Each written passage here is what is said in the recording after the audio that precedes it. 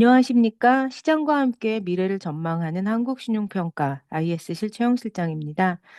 IFRS 17과 킥스 등 새로운 회계 및 감독 기준이 도입된 이후 보험업권은 제도적 변화와 함께 영업 환경에도 큰 전환점을 맞이하고 있습니다. 이러한 변화는 보험사의 수익성과 재무 구조, 나아가 신용도에도 적지 않은 영향을 미치고 있는데요.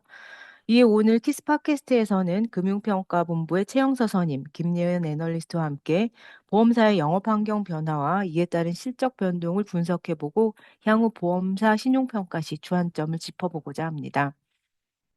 우선 새로운 회계 그리고 규제 도입 이후 보험사의 영업 환경이 어떻게 달라졌는지 김예은 연구원님 설명 부탁드리겠습니다. 네, 금융평가본부의 김예은입니다. 2023년부터 새로운 회계제도인 IFRS 17이 적용되었고, 이에 부합하도록 감독제도 역시 KICS, 즉 킥스로 재편되었습니다. 신회계제도의 경우 종전 회계 기준과의 가장 큰 차이점은 수익 인식 방법과 부채 평가입니다. 기존에는 보험계약을 현금주의에 따라 인식하고 보험부채는 원가법으로 측정하였던 반면 신회계제도는 보험계약을 발생주의에 따라 인식, 보험부채는 시가평가하도록 바뀌었습니다. 보험부채는 최선추정부채, 위험조정, 보험계약 마진으로 구성되어 있는데 이 중 보험계약 마진은 매년 상가기익으로 인식되는 안정적인 보험손익의 원천으로 보험사의 계약 설계 시 중요한 항목으로 활용되고 있습니다. 킥스 지급여력 제도는 국제적인 리스크 감독 제도인 ICS의 틀을 반영하여 수립된 제도로 특정 지표인 지급여력 비율은 지급여력 금액을 지급여력 기준 금액으로 나뉘어 산출합니다. 우선 분자에 해당하면서 보험사가 활용 가능한 자본으로 산출되는 지급여력 금액, 즉 가용자본은 재무상태표의 순자산에서 손실 흡수성에 따라 자본 항목을 가감하여 산출하고 손실 흡수성이 있는 항목은 기본자본, 제약이 있는 항목은 보완자본으로 분류합니다. 다음으로 분모에 해당하는 지급여력 기준금액, 즉 요구자본은 향후 1년간 99.5%의 신뢰 수준 내에 발생할 수 있는 리스크의 총량에 해당합니다. 리스크를 측정하는 대상은 보험, 신용, 시장, 운영 리스크로 나뉘고 각 하위 위험을 측정한 후 리스크 간 상관관계를 고려한 분산 효과를 반영하여 합산하는 방식을 채택하고 있습니다. 기존 RBC 지급여력 제도가 리스크 산출 대상의 개수를 곱하여 단순하게 위험량을 도출하는 방식이었다면 킥스 제도는 더 높은 신뢰 수준과 시나리오 방식 중심으로 변경되었으며 장수, 해지, 대재해, 자산 집중 위험 등 위험 측정 대상을 확대하면서 더욱 체계적인 리스크 측정이 가능하게 되었습니다. 신회계 제도는 기본 회계 원칙을 제시하되 세부 회계 처리 방법은 개별 보험사의 판단에 맡기는 원칙 중심주의를 채택하였기 때문에 업체별 자율성이 높아졌다고 볼 수 있습니다. 전환 이후 보험업권 전반적으로 보험부채 평가 시 계리적 및 경제적 가정을 낙관적으로 적용하여 실적을 부풀리는 등 가정의 적절성 논란이 지속적으로 제기되어 왔습니다. 실제로 업계 합산 순이익은 2023년 12.5조 원, 2024년 13.4조 원으로 2022년 대비 큰 폭으로 증가한 것을 아래 표에서 보실 수 있습니다. 이에 금융당국은 회계법인, 보험사, 시장 참여자들과의 의견 수렴을 걸쳐 합리적인 가이드라인을 마련하고 있으며 이를 통해 회계 정보의 비교 가능성과 신뢰성을 제고하고 제도의 안정적인 정착을 유도하고 있습니다. 중요한 영업 환경의 변화 중 첫 번째는 계리적 가정이 정교화되고 가이드라인이 강화된 것입니다. 금융당국의 계리적 가정 가이드라인 변경 방향성은 세분화에 있는데 상품, 연령, 가정의 범위 등을 세분화하여 실질적인 차이가 있는 부분을 명확히 분리하는 것이 핵심이라고 볼 수 있습니다. 판매하는 다양한 상품과 고객군이 존재하는 만큼 합리적인 계리적 가정을 각 보험사가 적용할 수 있도록 지도하고 있습니다. 아래 표에 명시된 제도 변화 외에도 킥스 지급여력 비율 산출 시 분모에 해당하는 요구자본 관련하여 기초 가정 위험액이라는 항목을 신설하고 더욱 보수적으로 관리하는 등의 변화도 또 있었습니다. 계리적 가정의 변경만큼 보험사의 실적과 자본 비율을 크게 변동시킨 변화는 금리 환경의 변화와 할인율 제도의 현실화입니다. IFRS 17이 처음 도입된 2023년은 높은 기준금리로 인해 국고채도 고금리 상황이 지속되었으나 이후 점차 하락세로 전환되어 할인율이 하락하였습니다.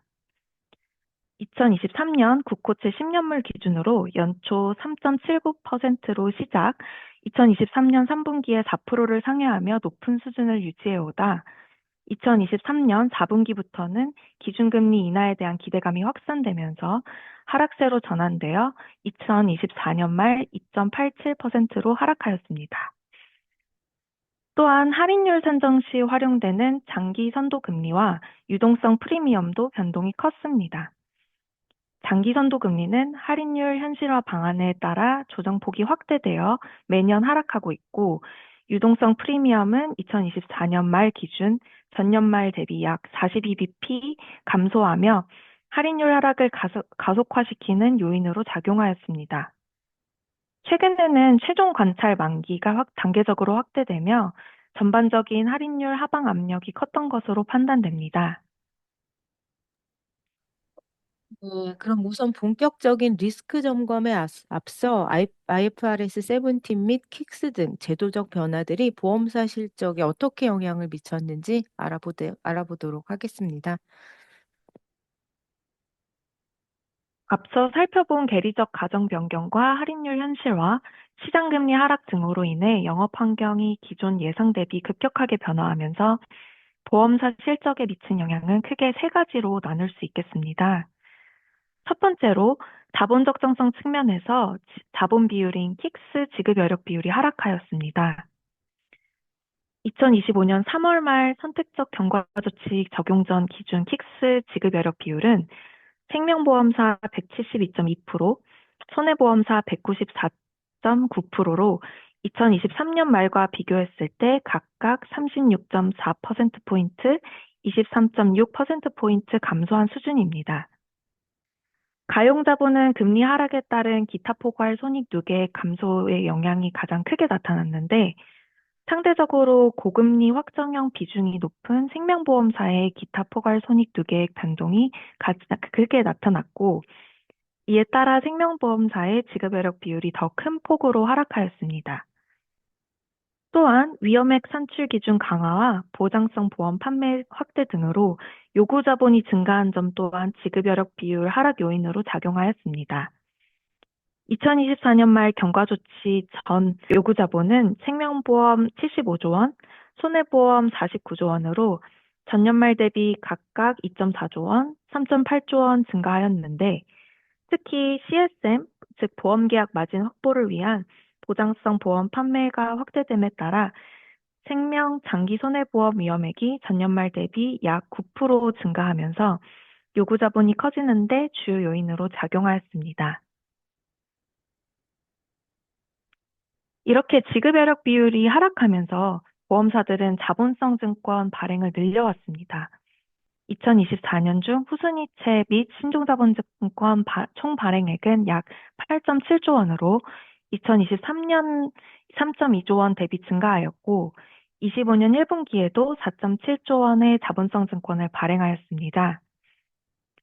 특히 현행 자본 규제상 후순위채와 신종자본증권이 모두 부환자본으로 분류되기 때문에 상대적으로 금리 부담이 낮은 후순위 채권을 중심으로 발행량이 크게 증가하였습니다.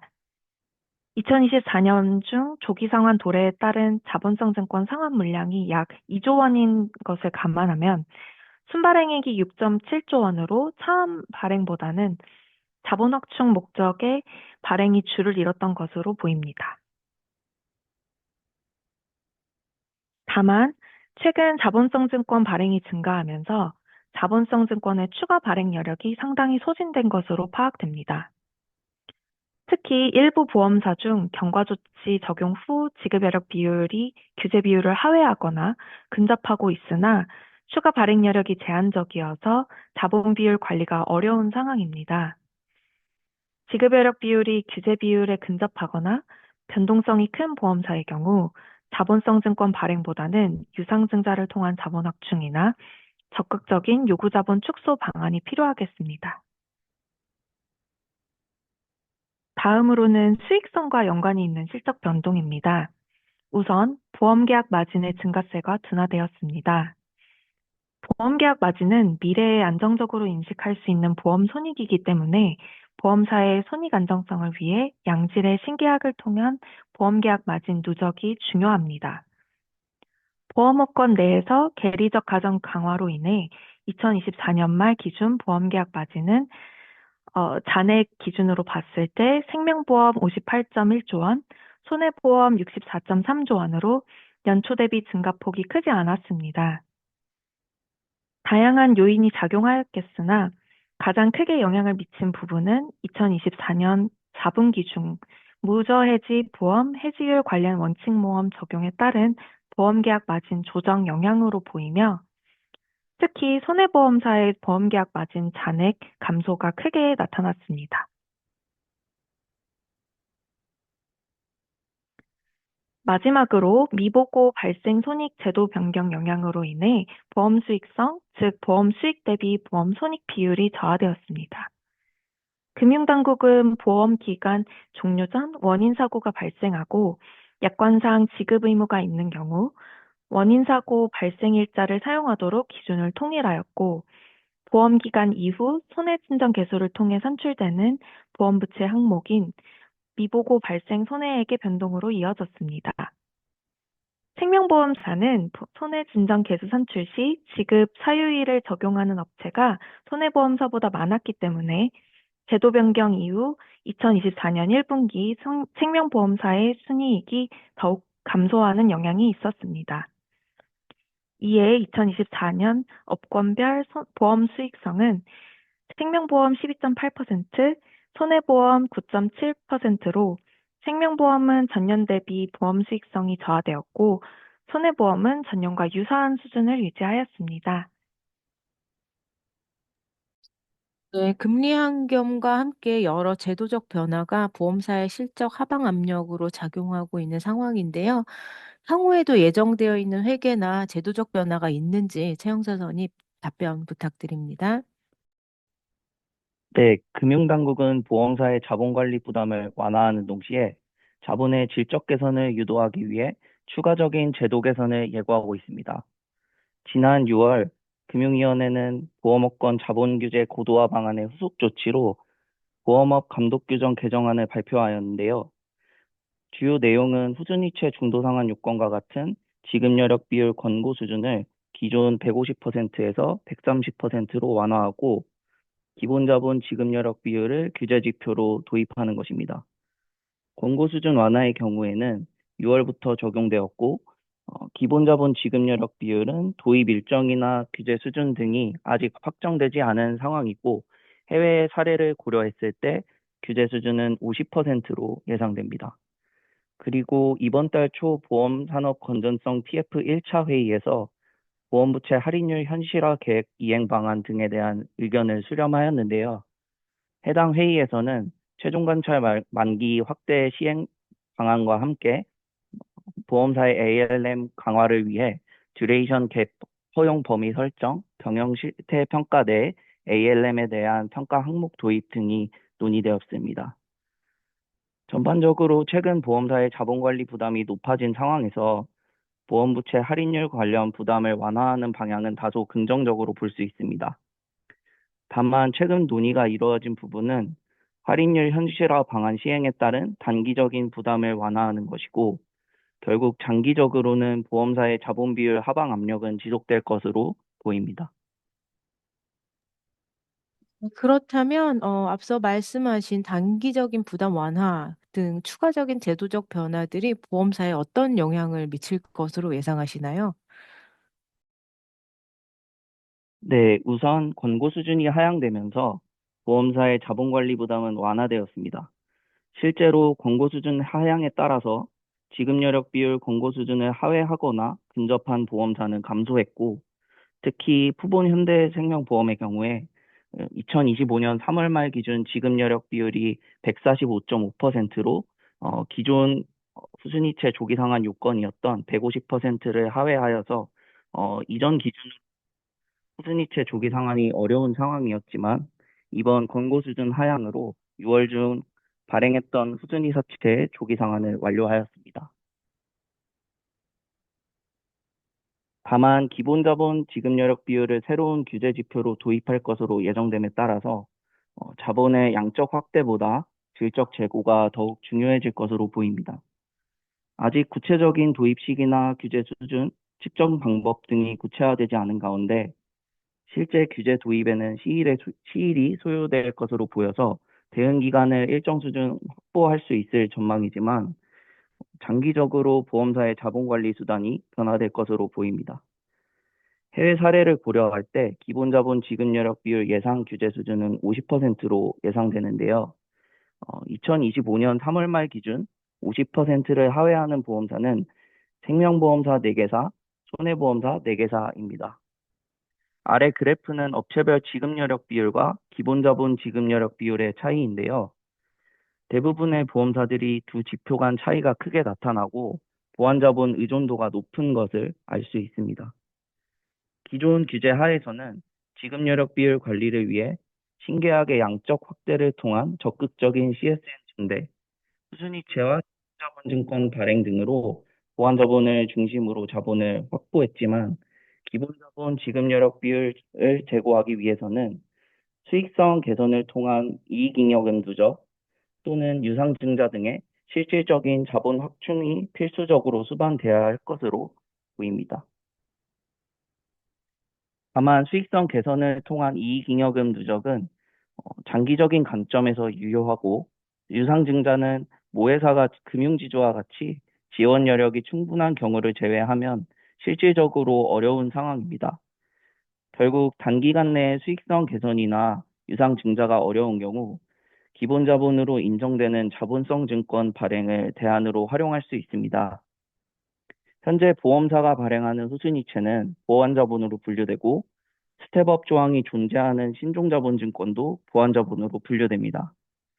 따라서 기본 자본을 확충하기 위해서는 스텝업 조항이 없는 비조건부 신종자본증권이나 조건부 신종자본증권 발행을 활용할 수 있습니다.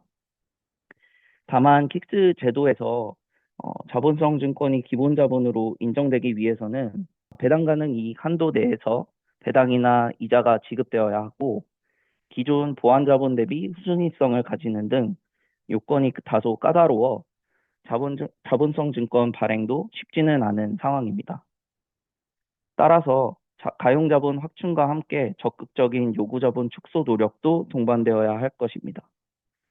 단기간 내에 기본 자본 확충이 어려운 만큼 공동 재보험을 활용한 위험액 축소나 ALM 강화를 통한 금리 위험액 그리고 자본 변동성 축소 노력이 필요한 상황입니다. 지급 여력 기준 권고 수준 완화와 함께 해약 환급금 준비금 적립 기준 또한 완화되었는데요. 이에 따라서 기본 자본 지급 여력 비율은 다소 하락할 수 있는 상황입니다. 해약 환급금 부족분은 동일한 가운데 해약 환급금 준비금 적립액이 축소된다면 해약 환급금 준비금 상당액 초과분은 증가하게 됩니다. 그런데 해약 환급금 준비금 상당액 초과분은 보완자본으로 재분류되는 항목이기 때문에 금액이 증가할수록 기본 자본 지급 여력 비율은 하락할 수 있는 것입니다.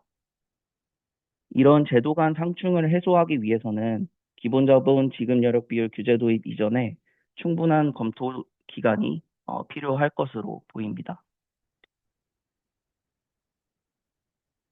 보험부채 할인율 현실화 방안 시행과 시장금리 하락으로 자본관리 부담은 이어질 것으로 보입니다. 최종 관찰 만기가 30년으로 확대될 경우 현재 장기선도 금리 대비 현저히 낮은 시중금리 수준을 고려할 때 보험부채 할인율은 전반적으로 더욱 하락할 것으로 보입니다. 최근 최종 관찰 만기 확대와 관련해서 보험사의 부담을 경감시키고자 논의가 이루어지고 있지만 결국 장기적으로는 보험사의 자본 비율 하방 압력은 지속될 것으로 보입니다. 시장금리 또한 하락세가 이어지고 있습니다. 보험사의 지급여력 비율 민감도를 살펴보면 금리 시나리오 중 금리가 100bp 하락할 경우 생명보험사의 지급여력 비율은 평균 12.4%포인트, 손해보험사는 15.1%포인트 하락하는 것으로 나타납니다. 결국 보험사의 지급여력 비율 관리에 있어서 금리 변화가 핵심 변수인 가운데 보험부채 할인율 현실화와 시장금리 하락은 지급여력 비율의 다소 부담 요인으로 작용하고 있습니다. 네, 지금까지 새로운 회계 감독 기준 도입 이후 보험사의 영업 환경 변화에 대해 살펴보았는데요. 그럼 최영서 선임, 이들 내용을 종합하여 볼 때 향후 신용평가 시 주안점을 어디에 두어야 할까요? 네, 최근 금리 환경 변화나 지급여력 제도 관련 규제 변화로 국내 보험사의 지급여력 비율 변동성이 높아진 상황이고, 향후에도 보험부채 할인율 현실화 방안이나 금리 하락 기조를 고려할 때 자본 비율 하방 압력은 당분간 지속될 것으로 보입니다. 업권 전반적으로 부정적인 영업 환경이 지속되고 있는 점을 감안해서 당사는 향후 신용평가에서 보험사의 자본 적정성 관리 능력에 대한 모니터링을 강화하고자 합니다. 특히 금융당국이 보험사 자본의 질적 측면을 제고하기 위해서 기본 자본 지급 여력 비율을 새로운 규제 지표로 도입할 예정이기 때문에 각 회사별 기본 자본 확충 계획을 면밀히 점검할 것입니다. 구체적으로는 안정적인 이익 창출력 개선 방안과 ALM 강화, 유상증자와 같은 실질적인 자본 확충 여력 등을 주요 항목으로 검토할 것입니다. 다만 신용평가에 있어서 최근의 규제 수준 변화는 충분히 고려하고 있습니다. 금융당국이 지급여력 비율 권고 수준을 하향 조정한 점은 보험사의 규제 준수 부담을 일부 완화하는 요인이고, 당사는 완화된 규제 수준을 고려해서 보험사들의 자본 적정성 관리 부담 변화를 평가에 반영할 계획입니다. 이러한 규제 환경 변화에 맞춰서 신용평가 방법론 또한 개정을 검토하고 있습니다. 현재 평가 방법론은 IFRS 17, 킥스 도입 초기에 맞춰서 설계되었는데, 규제 수준이 완화되었고 신규 규제 지표 도입이 예정되어 있기 때문에 향후에 도입 시기나 규제 수준, 산출 방식 등이 확정되는 시점에 세부 지표를 신설하거나 등급별 매핑 수준을 조정할 예정입니다. 그리고 현행 규제 변화를 충분히 반영하지 못하고 있는 주요 모니터링 지표 또한 순차적으로 수정 보완해 나갈 계획입니다. 네, 금일 팟캐스트에서는 IFRS 17 그리고 킥스 도입 이후 보험사 영업 환경 변화와 신용평가 방향성에 대해서 살펴보았습니다. 끝까지 시청해주신 여러분들께 감사의 말씀 드리며 다음번에 더 좋은 콘텐츠로 찾아뵙겠습니다. 감사합니다.